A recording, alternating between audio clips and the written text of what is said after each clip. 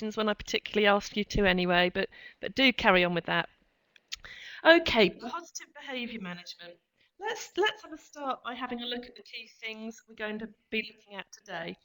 So we're going to look at behaviour management strategies, think about why it's important to have clear expectations and how in the classroom we can implement these.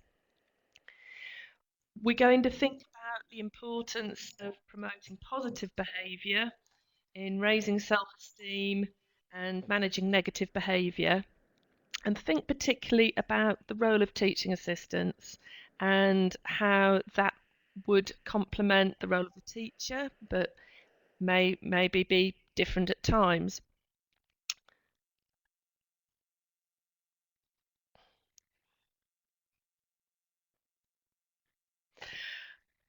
Okay, I would like you to think about the main class that maybe you work with, or a particular group that you work with, or if you support in a range of different places in your school, just pick one particular class. And I'd like you to think about their behaviour. If it's at the upper end, great, it's fantastic, there are no significant issues. You might go for a 9 or a 10. If your heart sinks every time that you go near this particular group, you might be thinking of a 1 or a 2 at the highly challenging end there. So I'll let you type in a number if that's okay.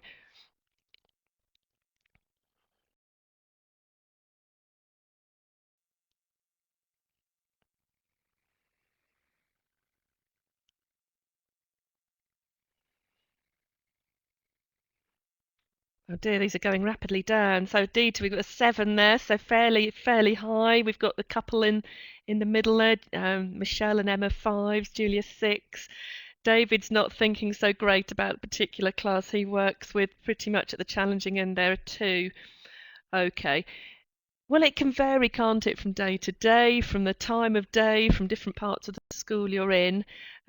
Even if it's quite high at the scale, there are always strategies we can apply. Let me ask you another question, and this time it's you. How well do you think you manage behaviour on a personal level? And be honest. Don't be overly hard on yourself, but try and be honest.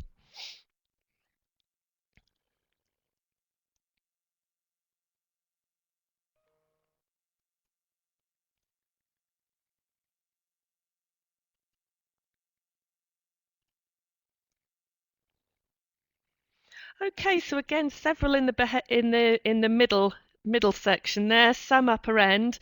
It would be great if after today you've got a few pointers to take away with you that you could take into the classrooms and just add to the skill set that you maybe have there already. Okay, so let's have a think about practical ways in which we can manage behaviour. I think this slide's a really important one. If you haven't thought about it in these terms before, it just changes your mindset a little bit. Behaviour management is about allowing children the opportunity to learn. If you haven't come across Sue Cowley before, she's really well known in the area of behaviour management. You'll love the title of her book mentioned there. That's a well-known one in itself, which you might wish to have a look at. But it's turning it on its head a bit, isn't it, that statement? Because sometimes we might think about behaviour management as more to do with control. But this statement isn't about that, is it? It's about allowing children the opportunity to learn. So that's a really good one to come back to. It's a good one to come back to in this session today. And when you're in school, keep thinking about it. Keep coming back to that one.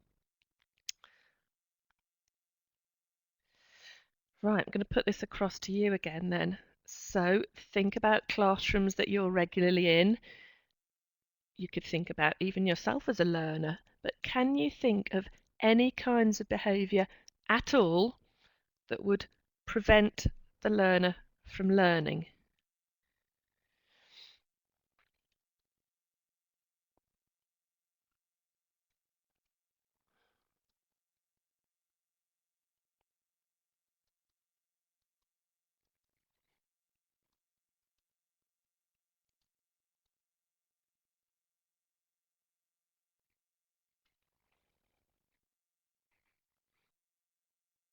Okay, so we're getting a good range here already. We've got maybe some of the more inward behaviours. They're not listening, they're getting distracted, um, focusing, thinking about other things, such as a home situation.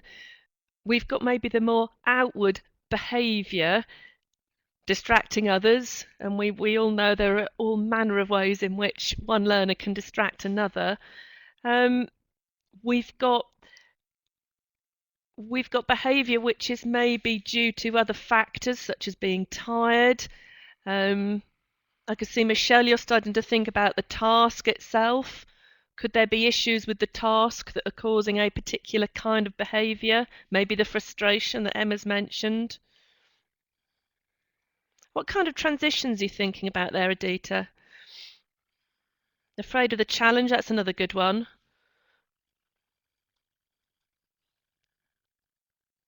Okay, moving schools, yeah, yeah.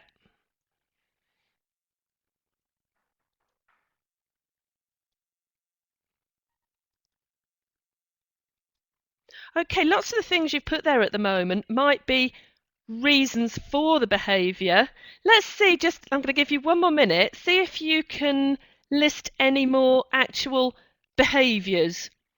So we've got the distracting others, we've got the daydreaming maybe. Talking, yep, absolutely. The talking might be preventing learning. The crying might be preventing learning.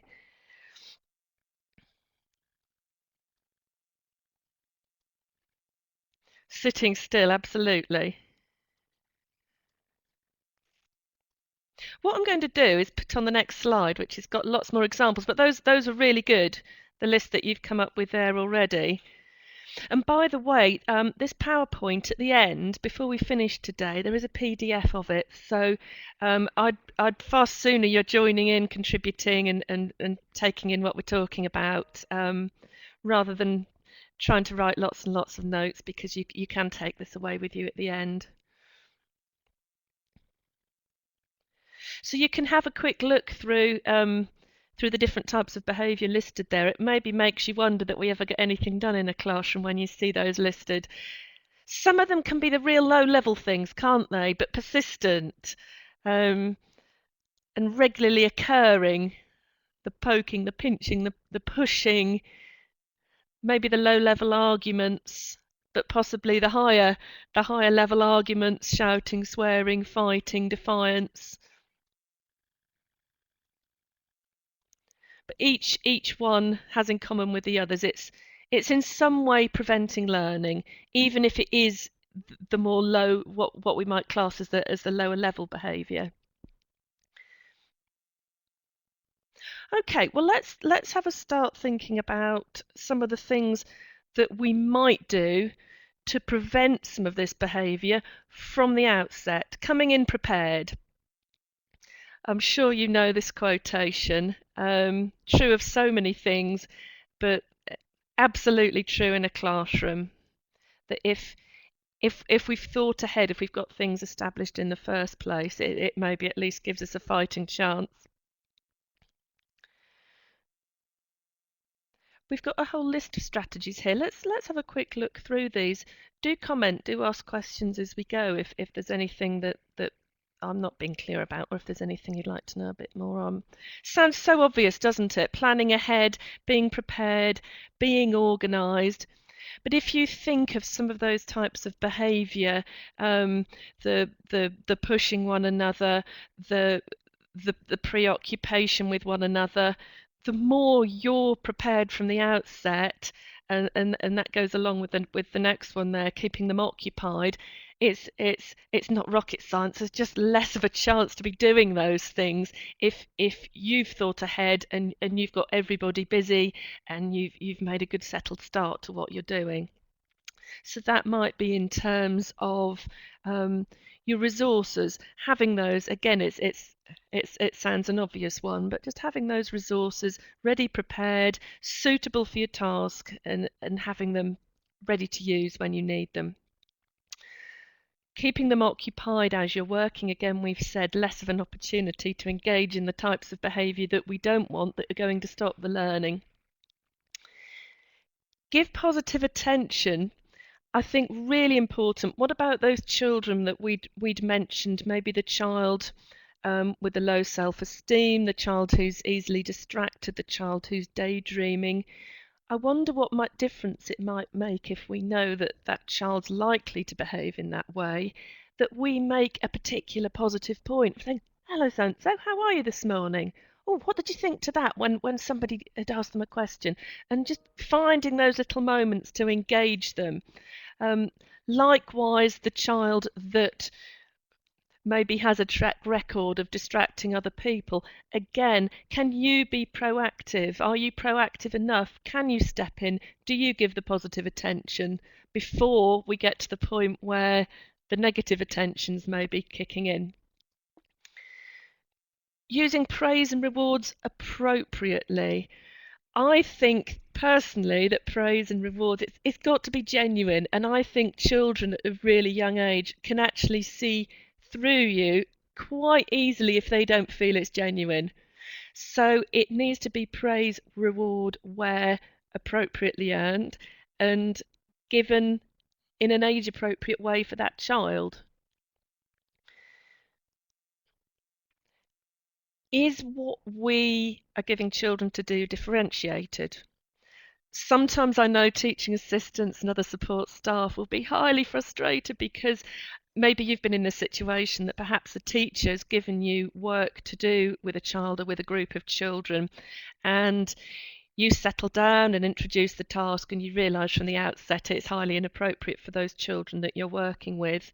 Um, Again, it's about planning ahead. Sometimes, yes, it is out of your control. Sometimes it's being flexible, it's making changes. Sometimes it might be having to think on your feet and differentiate if you can see that it isn't suitable for the children that you're working with. Clear and realistic rules and boundaries, and keep those to a minimum. That one I couldn't emphasize enough. And whatever the rules and boundaries are of the class teacher, make sure you're working as a really good double act, and whatever goes for that teacher, same for you. But by all means, if you're taking a small group out, maybe to a library area or another part of the school to work, set your own rules and boundaries, keep them, be really clear to them.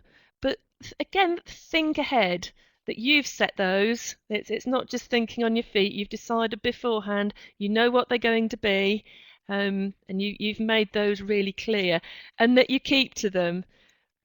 It's maybe you've seen a parent out in the city like I have saying, "Oh, do that again. I'm going to go and leave you in the car. Do it again. I'll leave you in the car." And it's said again and again and again, and you know, and the parent knows, and the child knows they're never going to go and be left in the car. Sometimes I can see the same thing in the classroom, and somebody saying, "Well, if you can't do this, I'm going to put you back in with the teacher away from our group." Well, if you do this again, I'm going to put you back in the with the class teacher. So it's having that boundary, sticking to it, absolutely. Um, be alert again. Maybe sounds obvious, but however well planned you are, be absolutely aware of what's going on. Be able to change and react as necessary. Um, and again, try and preempt the child who you know is likely to get distracted, the child who's likely to engage in behaviour that's stopping them or other people from learning. Act on it quickly. Um, and be consistent. Again, that's really back to your rules and boundaries. So if you've set that boundary there, you've set that in that particular place, and the child comes up to that boundary, there it is, and they come up to that boundary the next day, there it is, and the day after that, and so on. So they know exactly where they are, and they're safe within those boundaries. Knowing your pupils, absolutely essential in this.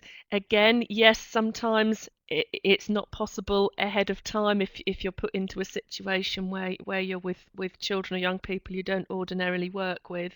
Um, but the more you know the likely behaviour, the interests, the abilities of the pupils you're working with, the easier it is to put preventative strategies into place.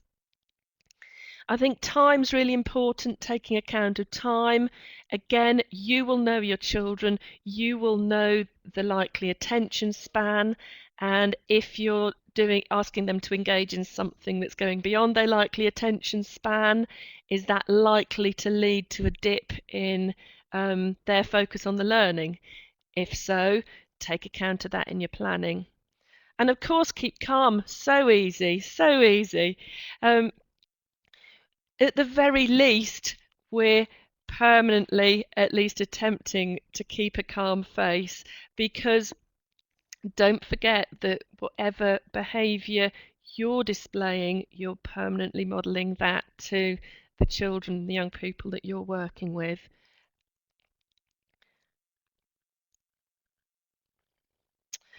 Okay, for the next part of what we're doing today, I wanted to have a look at a video.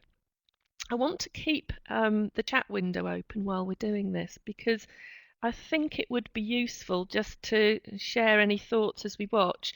Now, the video is focusing on a teacher rather than support staff, but I really make no apologies for that, because I think that the strategies that he's focusing on in the video are very much what you're using equally in a support role. So let's take a look, if that's okay.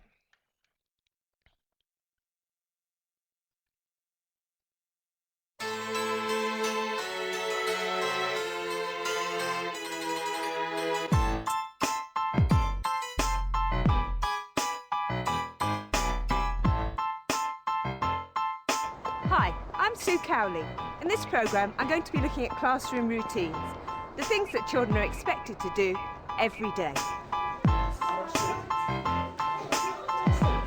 Put your hand up if you haven't got your P. I'm going to be working with Baz Barrett and his Year 3 class at Ward End Primary School in Birmingham. Bonjour, Dion. Ward End is in a tough area of Birmingham, and along with many schools, often has some challenging behavioural issues to take on. Do I have to separate you from the rest? Baz is keen to learn some new strategies to help him deal with inappropriate behaviour in his classroom. Later on, I'll be discussing with him how he got on and be giving him some help and advice. But first, we're going to look at Baz and Year 3 to see some of their typical classroom routines. Morning, Cameron. Morning, Haroon. Morning. One, Chantal. Good girl. Sit down for me. Oh, wow. It's just about your country. Smashing. Fantastic. Good lads. OK, ladies and jelly beans, sit down for me, please. Sit down then, missus. Good girl. I should have everybody sitting down now. Bonjour, Adam. Bonjour, Kenneth. Bonjour, Ramel. Good boy. Bonjour, Manuel. No Manuel today.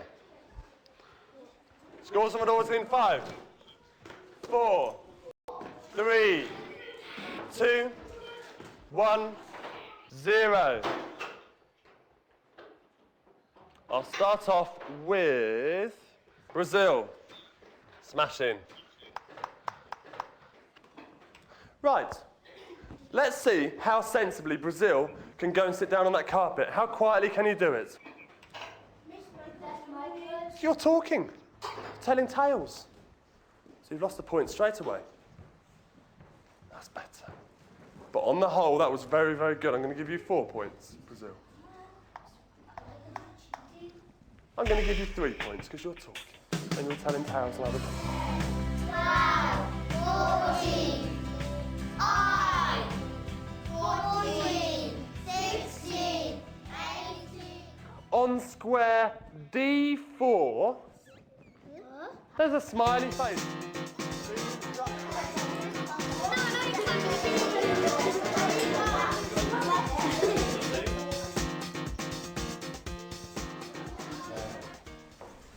In 4 minutes' time, I'm going to let you go to lunch.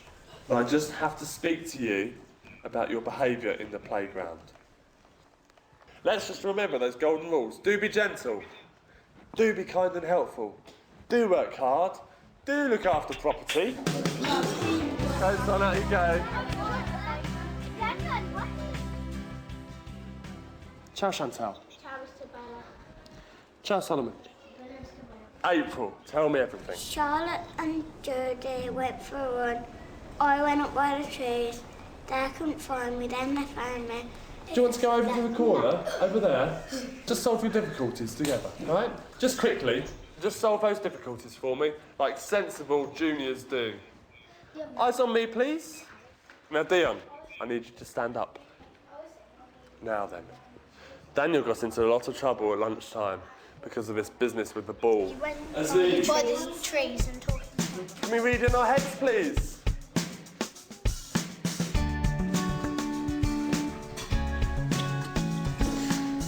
Do you know what I expect you to do? Do you know the right way? Seriously. Because if you don't know the right way, then on Monday, I can show you the right way. I'll show you around the whole school, and I'll show you how children in this school behave.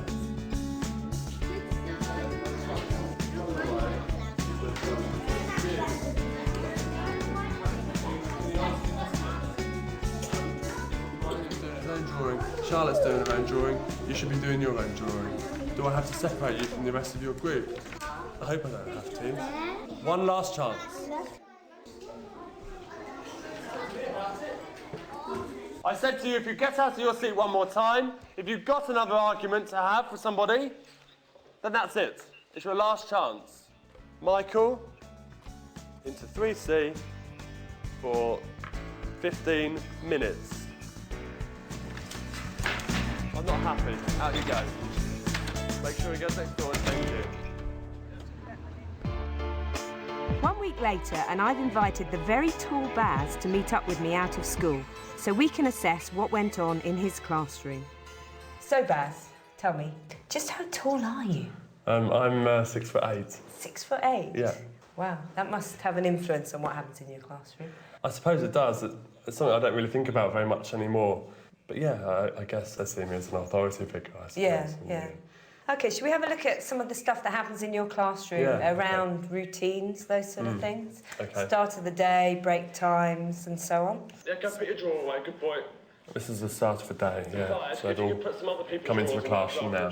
And they come in dribs and drabs, is that They right? do, yeah. The bell goes and school doesn't start for 10 minutes, but they're allowed to go into the classroom. There's usually a little activity to settle them down. What words? They're coming in a few at a time. Yeah. You need to have this kind of snap moment. Day is starting, everybody this way, sitting down. You're going to start the day. OK, now I know it's quite a hard thing to ask you to do, but I'd be tempted to take that register standing up. OK. It makes a point about you as a teacher. If I'm stood up, I can see what's happening around the room. What would you do if you were taking the register standing up and, you know, a parent came in or something? I would be tempted just to ignore them. I mean, to be honest, they must know when the school day starts. You have a right to certain expectations of the behaviour of the children and of the behaviour of the parents. It's not so much being rude as saying, you know, my day has started. I'll start off with Brazil. Smashing. Can you tell me about this scores on the doors? Well, it's a way of focusing them, really, and getting them ready to learn when I've got something When you important need to, say. yeah. And I noticed that you were scoring them quite frequently. Yeah. And it was taking quite a lot of your time. Yeah. When do they actually assess how many points they've got? At the end of the point does week, that happen? yeah. So they don't get an instant reward for... No. Could you make it a bit harder to earn? There's only one set of scores on the doors available each time. Only one group can get 3 points for this. With rewards, if you make them really hard to earn, the currency is much more valuable. 14, 14. Most of my lessons start off on the carpet, Right. so I can get them focused. Do you find it takes a while to get them settled on the carpet? Sometimes, yes. Yeah, But yeah. they need that focus. We need to come together as a class. Because often when children are sat on the carpet, they start to get a bit restless and Yes, they I know, stop yeah, listening. Perhaps even think about giving yourself a time limit for that carpet session, maybe 5 minutes maximum. Yeah. Daniel got into a lot of trouble at lunchtime because of this. It's been a bit of a hairy lunchtime. OK. I've heard things from dinner ladies and from other teachers, and I've also spent some time in the canteen with the children as well. So after lunch, they need bringing back into the classroom and settling. Do you want to go over to the corner and just solve your difficulties together, right? It takes you sort of 10 to 15 minutes to effectively have a nag at them.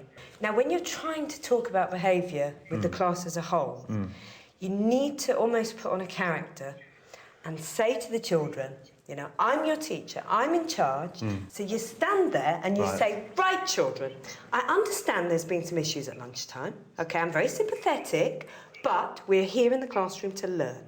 And we're back in routine. Yeah, we're back in the because classroom. otherwise we're not learning, we're faffing around. Yeah. Yeah? Okay. Do you want to have a try at that? Yeah, 6'8" then. and all then. Go on. I'm You want your me to stand entire up? class. Go on. Okay. Scare me. Okay, right, listen. Lunchtime's over now, the bell's gone, it's over. We're back in the classroom now, we're here to learn. So whatever problems you've got, you leave them at the door. You're in here to learn now, and listen to me. Great. They're here in the classroom, they're here to learn. That is your focus as a teacher. Yeah. Yeah? Behaviour management is only ever about allowing them to learn. Okay? It's not about anything else. It's not about a power struggle, it's not about having control, it's about giving them the space to learn. Of course, Okay. yeah. Can we read in our heads, please? Now, can you tell me about any children that cause you some difficulties in your classroom in terms of Yes. behaviour? Yeah, we've got Michael here. He's a smashing lad. When he's on the ball, he's very, very clever. He gets on well with his work, but sometimes his behaviour slips. What sort of things does he do? What does he have problems with? I think it's a concentration thing Right. sometimes. And one thing I'd suggest with children who have concentration issues is to keep the targets as short Yeah. as you can, which Yeah. you're obviously doing. Complete this task, Michael, and then we can yes. give you a reward. course. Now, what's happening here with Michael? Are you having to Yeah. send him out? Michael, into 3C. I've spoken to him a number of times during the afternoon, and Right. actually the previous time I let him know how many times I had spoken to him. I said, I've spoken to you 10 times now this afternoon. One more time and you're out. And he had his last chance. And, Okay. now he's Now, out. this is a classic thing, a classic mistake that we make. We don't want to send a child out. No. We don't want to punish a child. course not. So you keep this thing where you say, if you do that again, I'm going to punish you. And they do it again and you don't punish them. If you do that again, I'm going to punish you, and they do it again. And so poor old Michael's getting mixed messages here. And eventually Sir says, I've told you 10 times. Now, Michael isn't keeping an account, and it will help Michael if you can keep it short. So maybe 3 strikes three and you're out. strikes, But don't instigate that without sitting and talking it through with him. Give him some kind of visual way of remembering what strike he's on. You might have the traffic light cards. Yeah. So you give him some way of understanding and controlling his own behaviour. So, Baz, I hope you found some of that useful. Yes. Good. Now, I'm coming into your classroom in a couple of weeks' time, and between now and then, you're going to have a think about how you might put some of these things into play. Yeah. One of the things I'd like to look at is those moments when the children enter the classroom. So, start of the day, after breaks, after lunchtime, finding a way of focusing the class together, having a moment when the learning starts. Yeah. Something else I'd like to look at is your reward systems. How can we make them more effective, more concentrated and less time-consuming for you? And then the other thing I'd like to look at is the way you time your lessons. So can we minimise carpet time to avoid disruptions? How can we get the lesson pace up a bit? 2 weeks later, and I've come to Baz's school to see how he's getting on with his classroom routines. Good morning, Mr. Barrett. Good morning, Danny boy. Good morning, Mr. Barrett. Good morning, Chantal. I'm going to tuck myself away in the corner here and see how Baz gets on with focusing his children's attention. Okay, well done. What a smashing start. Now, with me today, I've got Miss Cowley. She's with us today, and she's going to watch you working, okay? And she's going to watch me teaching as well. Just quickly, in partners, I want you to discuss what this bar chart up here is all about. You've got about 30 seconds. Go. One thing you didn't give them is a signal to stop. In a second, I'll stop them again, and we're going to take a chatting in a second, so I'll try it. Yeah, see how it works, yeah. Or even do something silly like when I put my finger on my nose, that's your cue to stop, okay? When I want you to stop, I'll put my finger on my nose. Okay? Go. It might take slightly longer for them to respond, but what you do get is you stop using your voice so much. Yeah. Okay.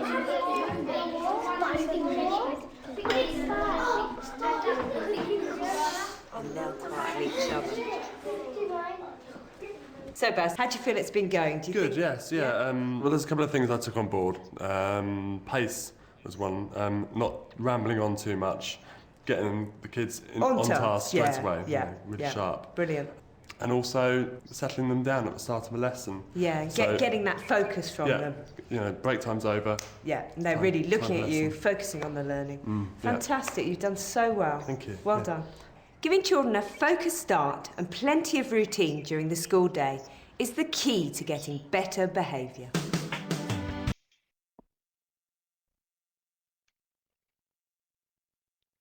How useful did you find that? I hope there were some points from that you could take on board. It sounds as though that's the case from the sorts of things that you were saying in the chat. I think I may have said it before we watched it that I've put that video in the resources at the end, so do feel free to grab that afterwards. Take another look at it if you think it's going to be useful. Let's go over a few more key points which should be useful in gaining and keeping control. Wait for silence. I wonder how you do that. I love the thing of just putting your finger on your nose. It's got to be age appropriate. Whether you would try that with a group of 14-year-olds in secondary, maybe no. But you can find an age appropriate way of doing that. And again, it's about being clear that you have this particular signal. You're expecting a response from that, and you're expecting everybody to be silent, and that's what happens. Think about your voice control. I quite often visit teaching assistants, and people perhaps who haven't been doing it very long at all don't maybe vary their voice so much, and are not so aware of their voice. It's something I think that comes with experience, and I think you can learn so much by watching colleagues, listen to when colleagues maybe use a different tone of voice or a different volume of voice or a different type of expression. So much of that is age appropriate again as well, but just be really aware of it. Maybe next time you're in the classroom working, just try varying your voice and see what the response is, see what the reaction is. Non-verbal communication, I think we use an awful lot of that without realising.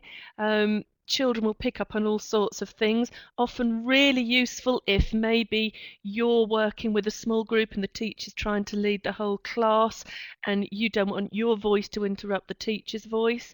Or you might have particular types of non-verbal communication, particular signals that you've taught children that you expect them to respond to. Repetition, however tedious for you, however dull for you, it really does work. That if there are particular signals that you want particular responses to, you need to keep repeating them.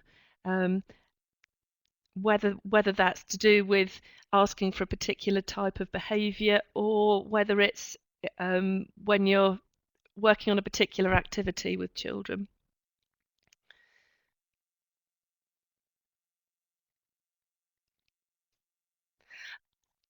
Let me let you have a little look at the strategies mentioned here.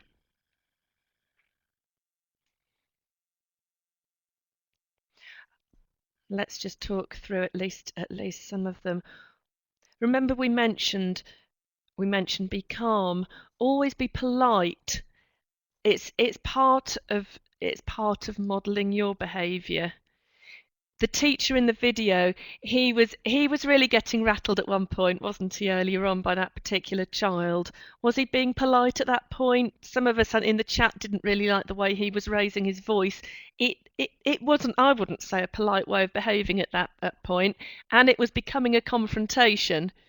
We want to avoid that happening, and being polite is part of just being in control, and we're showing children how we want things to happen. We're showing children how we're behaving. We're showing children how we're solving problems, and we're doing it in a polite and proper manner. Hard again perhaps to do at times, but so important. I suppose avoid confrontation, react from the head. I think in a way go hand in hand. We're We're the adult, we're calm, we're thinking that this behaviour isn't something that's appropriate, we're thinking that this behaviour is stopping learning, so we're reacting from the head, we're explaining why that we don't want this child behaving in this particular way, and we're finding solutions to it. We're doing it in a polite way, we're avoiding the confrontation. Each one of these very much links to another one.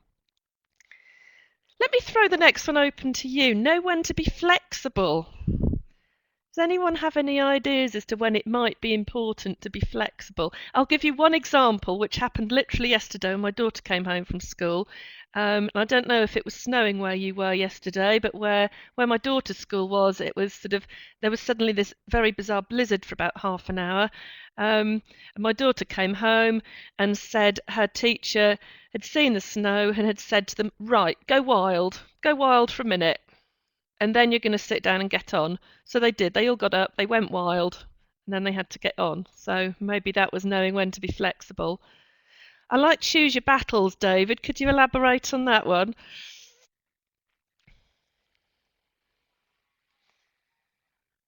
And I can see, Aditi, you've said how to remove the problem. Yeah, could be could be any number of things, depending on what the problem is. Is it a problem that that child is interacting in a way that you don't want with another child, in which case the problem is them being in close proximity to one another and you move them apart?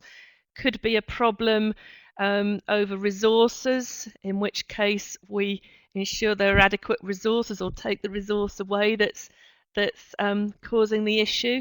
If absolutely necessary, if it's behaviour of a particular child and within our boundaries and within set strategies that we've given, it means that we're actually removing that child from that situation for a given period of time. It might mean that. Oh, I like that one, Michelle. Got year one to skip if they were restless. I think that's an excellent example of being flexible. Um, if the behaviour isn't going your way, you're taking charge of that behaviour. They've got the energy there, you're getting them to skip. Absolutely. David, know when to stand your ground, when it's okay to give in a little. Yep, I think that's absolutely true. And that might vary, I would suggest, perhaps from child to child, from situation to situation. And it's back to knowing your children. Which ones haven't we talked about? Give a choice, I think, is so important. If you think of one of those storybooks where you've got the choice in the story, where are you going to go next, down the path or into the cave, or maybe a computer game, and might give those sorts of choices. Giving a child choices, are they going to carry on with this behaviour, or could they choose this behaviour and this might happen? It's giving them an opt-out instead of channeling the behaviour in the direction you don't want it to go. It's giving them a way out, it's giving them a positive choice. Yeah, I'm just seeing your suggestion, Christy, letting children help with teaching as well as getting equipment to move them about a little. I think that's another really good one. And you're keeping the control there, that you're keeping children busy, you're keeping them involved. Only positive behaviour to be rewarded to help. Yep, absolutely. If there's no reaction, so I think what you're getting at, Adita, is for a child, you've tried these strategies. I think you're saying you've tried all the possibilities and you're not getting the result that you want there. What I will look at in a later slide is the sorts of sanctions that you might apply and how you would apply those. And I think there was some good advice on the video there also. I would draw your attention on this slide to the intervene early, absolutely. I thought it was a real classic on the video, that the child that was being given chance after chance after chance because the teacher didn't want to remove him, didn't want to take action. But if you've got clear steps in place and the child, you're happy that the child understands those, and each step has been taken, and if it does mean that some kind of sanction then has to be applied, it has to be applied, and that's where your sort of rules and boundaries come in. Okay, let's do a little bit on promoting the positives. I think this is an interesting one. This might be something someone said to you this week, or you might be thinking back. I can think back, my goodness, 30 odd years ago to something negative that somebody said to me that stuck. And it was from, from an adult at the time. And I'm thinking further back than that, actually. I'm thinking back to a teacher saying something negative that I remembered. Do we remember the positives? I don't know. Any quick responses in the chat on this one? Which do you think sticks more? The negative comment or the positive one?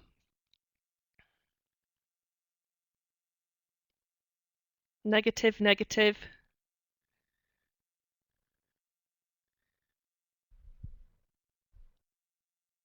And I won't ask you to elaborate, but it might, well, I wonder, it might be that some of you, in the same way as I'm describing, can think back a large number of years to something that somebody said, and it may have come from a teacher, and it really stays with you. I hope you can see that one. On my screen, the text is a little bit tiny, but I think you can get the point that there might just be one negative comment, but my goodness, it sticks. And I'm still thinking back to the teacher at school, and I'm remembering that negative comment. It may well be that that teacher gave me positive comments, but I'm jolly sure I can't remember those. It's the negative one that stayed there. So whenever possible, however pushed we might feel by a particular child, just as that teacher in the video was obviously, he was being pushed by that child at the moment, and we've all been in those situations. Wherever possible, can we turn something round to a positive? Here's some examples. So we're really trying to avoid the negatives. We're avoiding the don'ts. We're avoiding the stop. We're not asking in a pleading way, please don't push.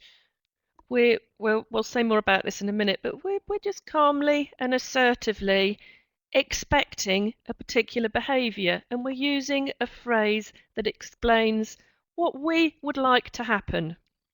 Put the toy in the box. Listen to me. Walk. Talk quietly. Gently. Thank you. I wonder if you use the thank you. It's emphasising something as an expectation. We're not pleading, please. But we're saying gently, thank you. And it's just the thank you. It's just taking as read that the gently will please happen. So we're not saying don't use please at all, but we're not going to plead. But it's maybe the tone of voice there, but the thank you is fantastic. It's a really good one to build in. Just a subtle little change there. It'd be a really good one to try and just see how that works for you. Have a go at a couple of your own. So don't interrupt. I'm getting fed up of you coming in here at playtime. Okay, so you're at your wit's end. You're with this small group. Child A is constantly interrupting you, constantly pushing in, constantly saying things. What could you say instead of the don't interrupt?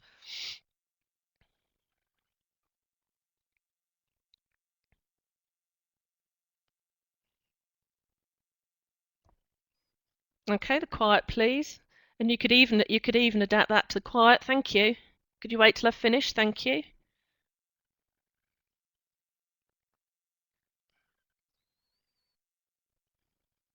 Wait your turn. Thank you. Yep, these are lovely.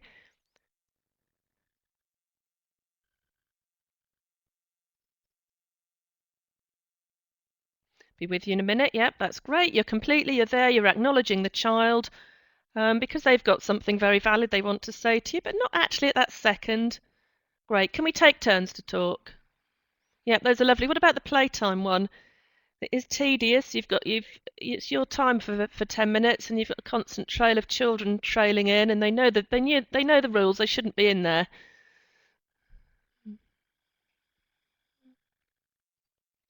Yeah, that's lovely, Michelle. So you're reminding them of what the boundary is, and you're sending them out. Off you go. End of. End of. How about playing together? Good. Okay, that's great. Let's move on. Evaluate yourself doing that. See when you're next with children. See if you do that, and listen to other people. Watch other people. See who's good at doing it in your school setting. We mentioned we mentioned an assertive approach. I think this is really useful, and I'd like you to have a little look at these. You don't have to tell us if you don't want to, but see which one of these three you think best describes you. And you can see from the tick I've put next to it that I feel that the most useful one of those for you in role with children in school would be the assertive one.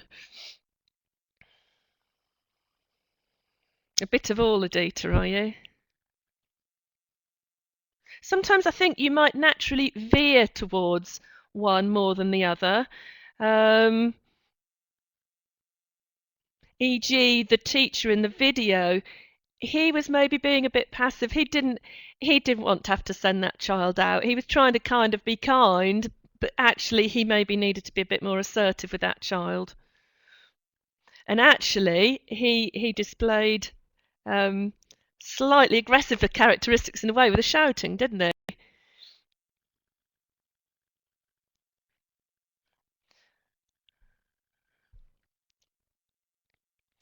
I think this is great.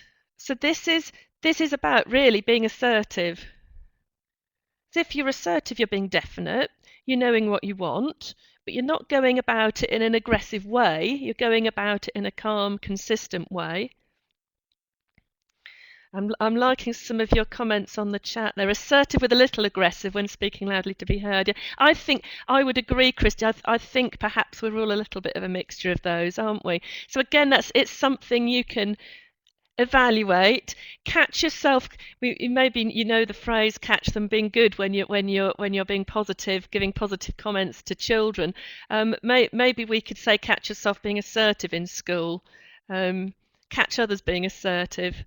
But you could go through these little phrases in your mind. I think they're so useful. So I know what I want. I know what will happen if I don't get what I want. I'm always polite and fair to you. I know where we're going.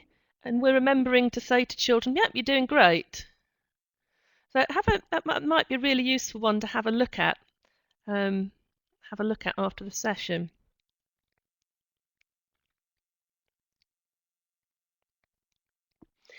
We've mentioned sanctions a little bit, and you mustn't be afraid of applying sanctions. I think that teacher in the video was, and none of us must be. And one thing I would really say to you as a teaching assistant or support staff is if you're in a new setting or if you're working with maybe a different teacher, somebody you haven't worked with before, I would really make it your business to make sure you know exactly what the sanctions are within that class and to just have a chat and just check that the teacher is happy that you also apply these sanctions.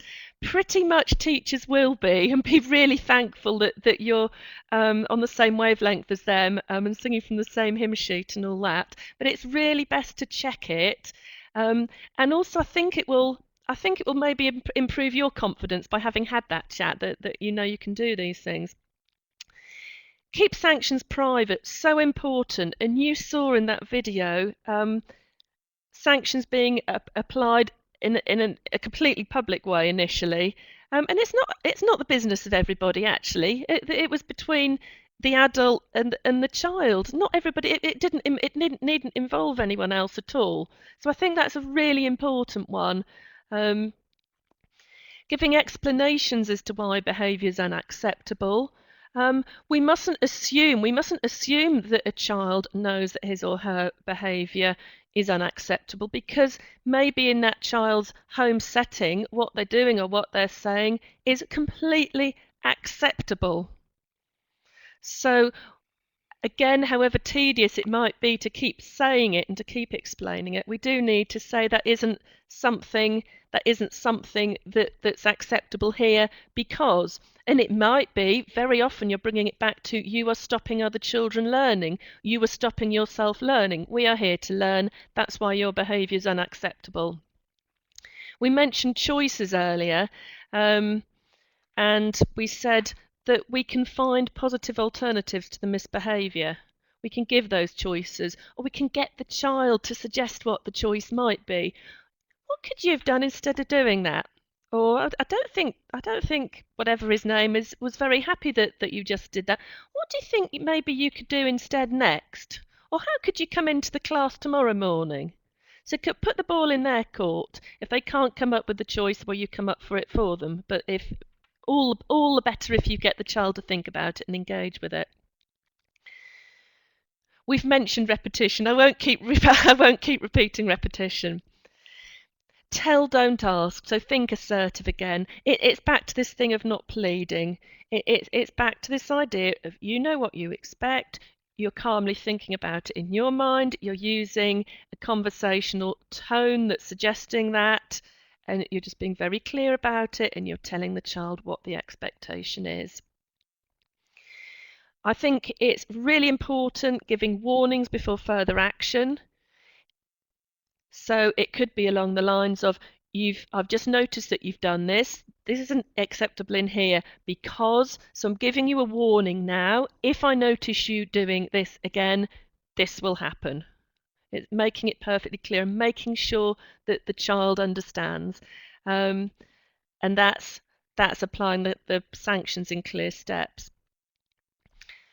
We've talked again about keeping the tone polite. We're not entering battle. We're not entering a battle zone.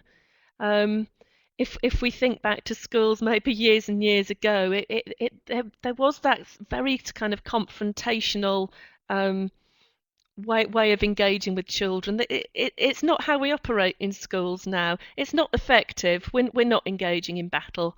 It links to the one above again. We're telling, we're not asking. This last point here, refer to others when necessary, I think is so important, and I think you mustn't ever take things on board fully personally. It's really easy to do, but there will be times when any of us in a school need the help of others regarding a child's behaviour. That's what your colleagues are there for. That's what the teacher, that's what the management of your school are there for. It's part of their role. You must not ever feel that it's an issue to refer to anybody else. Okay, let's just have. I'm aware that the minutes are clicking by a little bit. Let's just have a look through a reminder of some key things that we've had to think about today. There is then time still for the chat to continue. There's all sorts of little conversations, interesting conversations going on in the chat room here, which is brilliant. That's just what we want. So, but today we've been thinking about strategies. I've tried to emphasize the importance of making your expectations really clear and thinking about how you implement those. Promoting positive behaviour, really important in raising self-esteem and a really good way of managing the negative behaviours. Think back to the exercise where we twisted around the negative statements and we were making them into positive ones and then giving the choices. We've thought a bit about the role of teaching assistants and other support staff. So very much alongside the teacher in what he or she is doing, and very much taking charge of behaviour management if you're working in a small group. So anything that you see a teacher doing is very much what you would aiming to be doing if you're in charge of a small group of children. Just a few suggestions for taking it further. I'd really strongly urge you, observe others. Doesn't mean you need to be skulking around with a clipboard in school, but just every time you hear a teacher stand up and talk to children, or you're maybe working with another teaching assistant, have a look at what they do. What seems to work really well? Is it something to do with the tone of voice? Is it body language? Is it just this kind of assertive approach that we've been talking about? And evaluate yourself in a similar way. Maybe pick up 2 or 3 key things that we've mentioned today. See if you think they're things that you do or maybe things that you could build into your practice. Finally, you'll see come up in just a second. I've popped a few bits in the resources section on here for you. I've put in a few links to some useful websites. Sue Cowley's website's on there, for instance. That's worth having a look at. Various other bits. And you've got the PDF of the slides from here. And what else have I put in there? If you've got the video, if you wanted to have another look in there. I hope you've found the last hour or so to be useful, but do stay with us for the next little while, and just join in the chat, please. Thanks very much.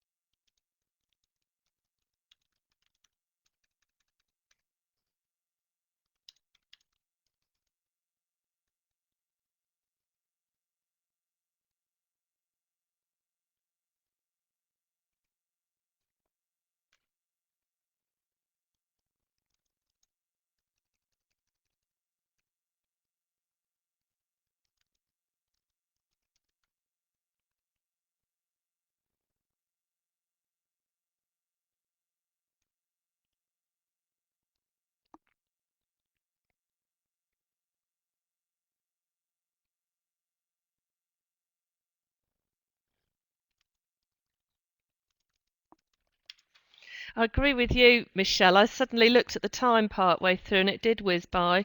Um, I hope the video was useful. It was a little long. I was trying to find something a bit shorter, but that was the video I liked, so I stuck with it. But yeah, an hour soon flies, absolutely.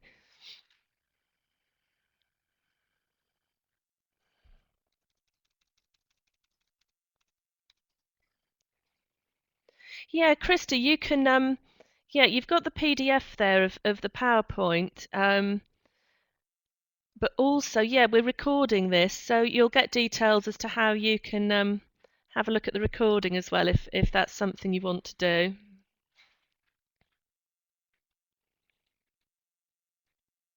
Yeah, I agree, Christy. Hard to that. Yeah, the positive approach it really it can really push you to the limits, can't it? When it can be much easier with some children to keep it positive, and it's a huge challenge of the job. There's no mistaking that. Absolutely. I think what does make a difference as well is whether it's something that's really pushed in your school setting.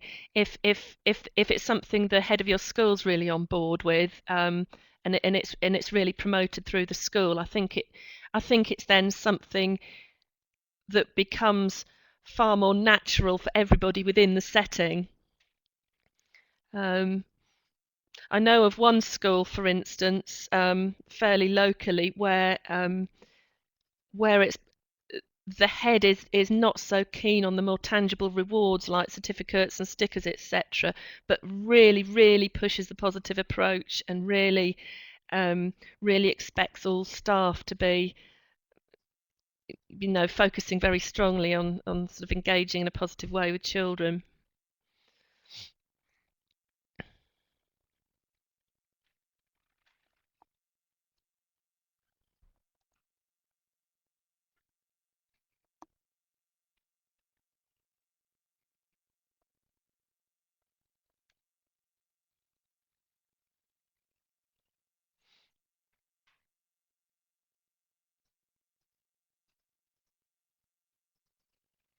How have you found this lunchtime session? It'd be great to have your input as to whether this was a useful time to come along to, or one of our polls is going to ask you if you maybe would prefer evenings, etc.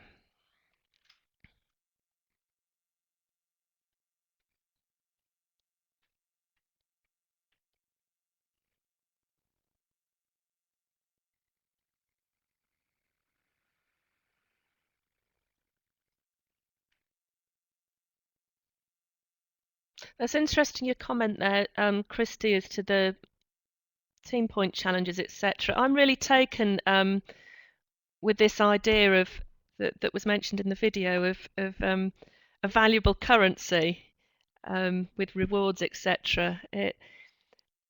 I thought the teacher on the video, and I've been in some classes where it's a bit like this. It's almost as if there's some kind of game show going on, and they're putting up points constantly, and it's almost kind of taking away from what's really going on, and doesn't seem to mean very much. I think certainly there are times when an instant reward is something important. But yeah, it's got to be something that's really meaningful to the children, and maybe we don't ask the children what they would like as a reward often enough. I think of an example with my own children again. I remember my son coming home from school, and they'd had a so-called reward because his house group had won something, and he felt it as if they'd been punished for the day because he'd missed something else that had been happening, and he was really fed up about it. So I think sometimes we don't actually ask children, and what would be a better way of engaging children than asking them what they might like.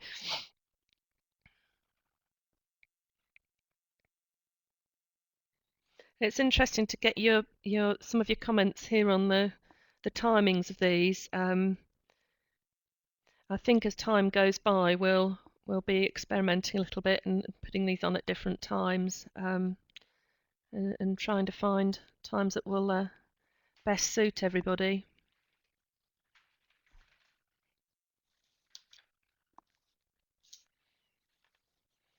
Hot off the press, a cover supervision course, which some of you might be interested in. Whether it's something that you do in your practice at the moment or something that you'd like to start moving towards maybe as a next step forward. If you want to put 23rd of Feb in your diaries, and that's going to be an evening one, 7:30 p.m, 1930. So it's cover supervision, 23rd of February, and that's an evening one, 7:30. So it might be one that might be a time of day that works for you.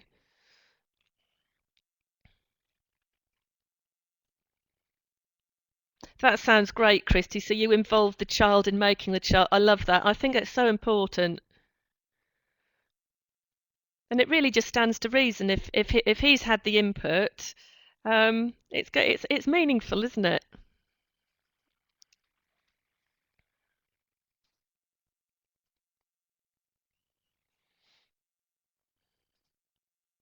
How long have you been doing that with that particular child, Christy? No, you can't do it with the whole class.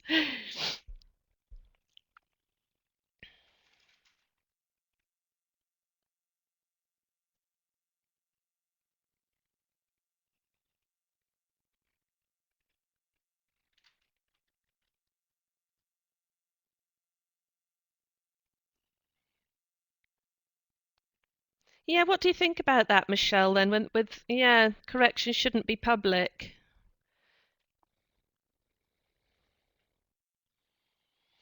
Do you agree? Would you keep it as something more private? Yeah,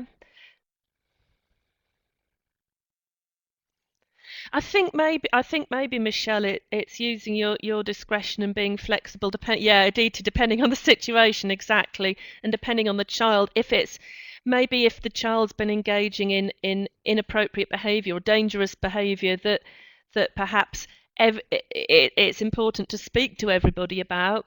Yeah, that there may be times when it would be necessary. But as someone pointed out far higher up the chat here now, yeah, there'll also always be the child that really relishes on having the attention in public, and and they've absolutely succeeded in getting that attention if they're getting their 5 minutes of glory in front of everybody. So it's very much about knowing your child and the situation, etc. Yeah.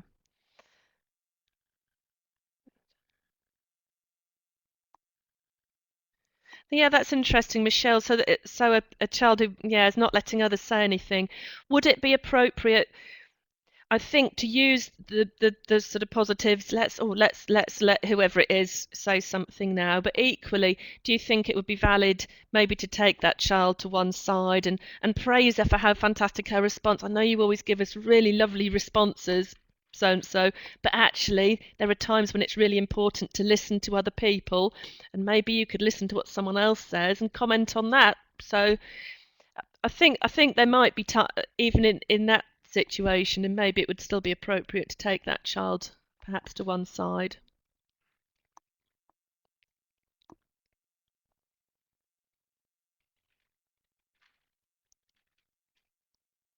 Thanks, Adita. Thanks very much for joining us. Thank you, Vaz. Yeah, and Michelle, absolutely, you are. Yeah, you are bound by that teacher. That teacher does take the lead, so you always will have those certain restrictions. Thank you, Emma. I hope you did find it useful, and you can take some of those ideas on board and put them into practice a little bit.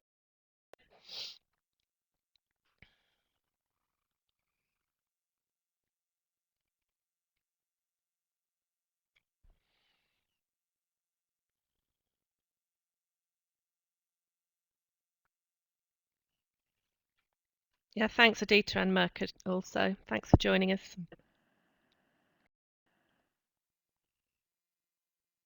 Hi everyone, I think you're all leaving at the moment, so we're wrapping things up and coming to an end. Sorry, there's going to be a bit of an echo because Kath and I are sat in the same room. But thank you all. If you haven't already voted on the poll, if you could do that just before you go. And the next session, which I've typed into the box, is on the 23rd of February at 7:30, which Karen will be doing. Okay, so thanks everyone. I'm going to leave the room open for another 5 minutes and then this will all be closed off. Okay, take care.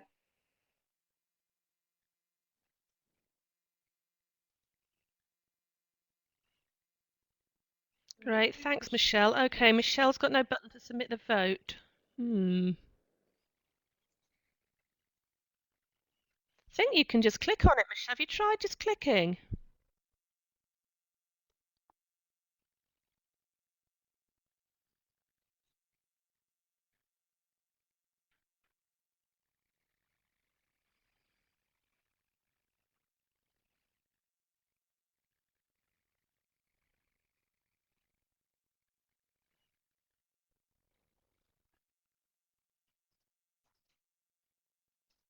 Any luck now, Michelle? So if you click on the button, does it?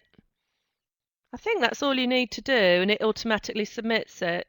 Try it. And we'll see at our end if we think anything's changed in our figures that show up.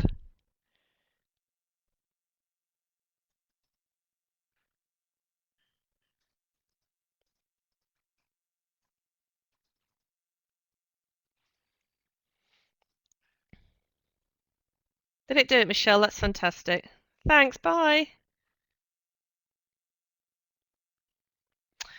So, Christy, a child to engage in listening on the carpet to then know what their task is next. Okay. Well, first of all, wherever possible, to be placing yourself close to that child. When appropriate, is it possible to ask them little prompts, ask them little questions, to just gauge what their understanding is. I guess another way could be to have something visual. Is it worth using a little small size whiteboard, maybe jotting down, or having I don't know how old the child might be that you're talking about, or maybe having just a series of statements or a series of pictures that they can choose. So you could say to them, okay, well, what have you got to do next? Don't know, there's a few ideas possibly. Yeah, age 7 to 8. Yeah. I'd very much break it down into steps and ask the child, ask simple questions about what they've got to do next. And before you even sit down with them, just say to them, look, the teacher's going to be explaining what your activity is. Let's make this really. I'm going to see how well you can remember what you've got to do next. That might be another strategy. Does any of that sound as though it might be appropriate for the child you're thinking of?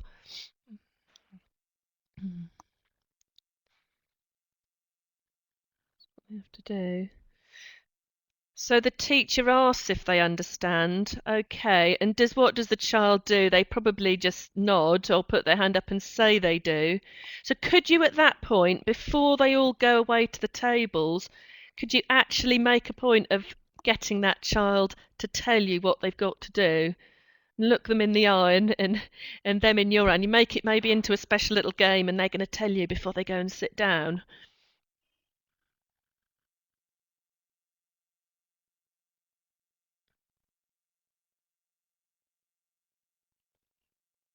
Might be something you've tried with them already, I don't know.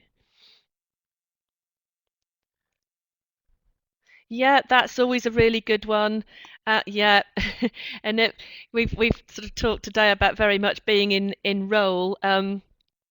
Yeah, pretend you weren't listening. Pretend you don't understand. Yeah, I'm not really sure what Mrs. P was saying today. What did she mean that little bit about the thing with the letters? Can you just tell me? You might just find by making it into a bit of a game like that that it might just be enough and the child might be forthcoming enough to tell you. And if they know that they've got to do that, um, and I'm assuming that there's perhaps a pattern with this child that they're regularly not knowing what to do. So again, if there's any kind of chart or something, yeah, I think the whiteboard idea. I think the whiteboard idea might be a good one. And some children, I'm not saying it's this child, but it can be it can be a little kind of trick, if you like, to just get a little bit of your extra attention. Oh, I don't know what to do. Oh, and no, Miss Miles is always really good. I like working with her. She'll always come and tell me and come and have a little chat with me. I don't know, but it's not unheard of. Put it that way.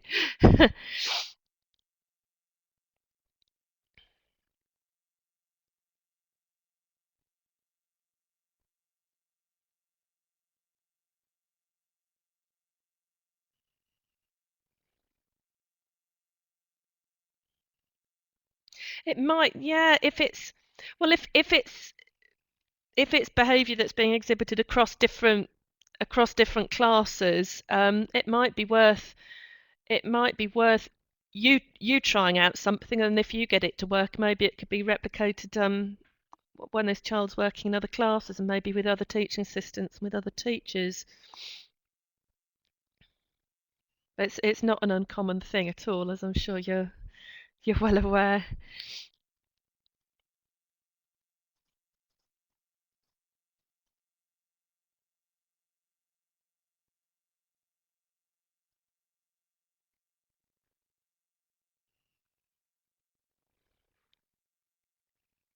Yeah, that's good practice as well, isn't it? Just leaving some clues there, because ultimately you want whatever age you're working with, you want your learners to be as independent as possible. And if part of the behaviour is constantly having to ask somebody for directions as to what they're doing and where things are, it's back to the stopping learning thing. So I think the clues is an absolutely great one. um, yeah, you've got Christy, if you want to chat about anything further, ask anything further, the Georgina just popped up the email there, so feel free, and you might want to just grab those files that we've put on there today as well. Yeah, thanks. Thank you, Christy.